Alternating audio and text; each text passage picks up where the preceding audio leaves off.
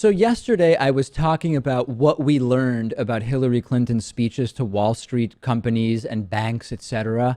And my view was we didn't really learn anything surprising at all. We basically confirmed that Hillary Clinton is a centrist, center left, center right elected official. We learned that Hillary Clinton has public and private positions on different issues.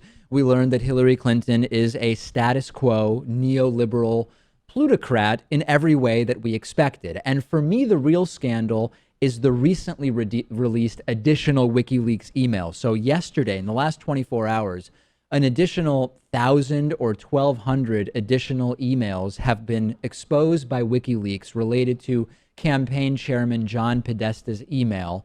And the real story for me is not that Hillary Clinton said basically what everyone thought she was saying to Wall Street firms, but rather that there was corrupt collusion going on, truly dishonest and deceptive collusion between corporate media, the Democratic National Committee, and the Hillary Clinton campaign. Now, this isn't a critique specifically of Hillary Clinton.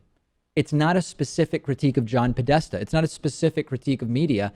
It is everything. It goes up and down the chain. And I'll just give you a few examples of this, okay? There's an email from CNBC's John Harwood from March of 2016, which I will show you, congratulating the Clinton campaign for a good performance. Now, why is this a big deal?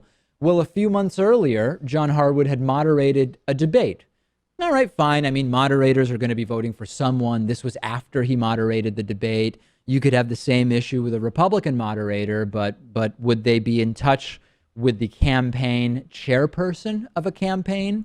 Not really sure about that. Harwood, in several emails to Clinton campaign chairman John Podesta, is just showering Hillary in praise. And it, of course, does bring up questions about, was this someone who was able to be a fair moderator during that primary debate? But it gets much worse than this, okay? Here's another example. The Boston Globe op-ed editor, Marjorie Pritchard, was working directly with John Podesta on the way to get Hillary Clinton the biggest possible presence in New Hampshire. And there's an email of Pritchard writing to Podesta where she says, it would be good to get it in on Tuesday when she's in New Hampshire. That would give her a big presence on Tuesday with the piece and on Wednesday with the news story. Please let me know. This is the type of conversation that you would normally see between a candidate's campaign and a PR agency or the party supporting them. But with the Boston Globe, sounds like the Boston Globe was doing PR for Hillary Clinton. And then it goes even further. There's a document with a July of 2015 media plan where the New York Times Magazine's chief national correspondent, Mark Leibovich, is described as sympathetic. And this really became obvious as a result of these email leaks, because on July 7th, Leibovich did an interview of Hillary Clinton. And then there's an email exchange where Hillary's communications director, Jennifer Palmieri, is basically told, here's the transcript of the interview we did with Hillary Clinton.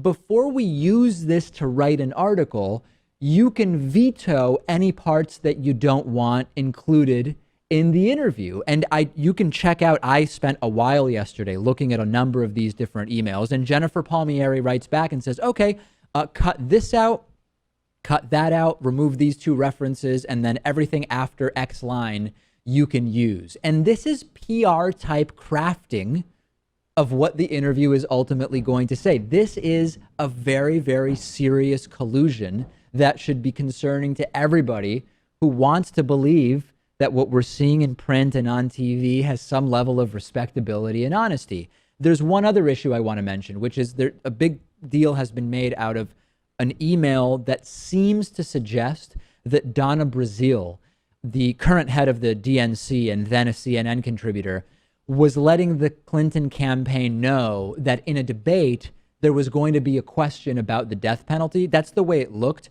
but it actually seems as though this was just Donna Brazile asking for clarification about what the death penalty position is for an interview that she would be doing on CNN. That doesn't really seem like a scandal to me. The other thing from these really disgusting leaks that I don't think is a big deal, but a lot of others do, so I want to mention it, is There's an email which I'll put up for you, which refers to Hillary Clinton hating everyday Americans. And a line from the email from Jennifer Palmieri to John Podesta is, I know she has begun to hate everyday Americans. People are blowing up saying, wow, Hillary hates everyday Americans. They're talking about language for speeches here. And clearly what they mean is Hillary is not liking using the term everyday Americans in these speeches. It's sort of a phrase or a linguistic discussion. So a lot here. This, to me, far more disturbing, Rachel, than what we learned about the content of her speeches to Wall Street. This collusion is really, really sickening.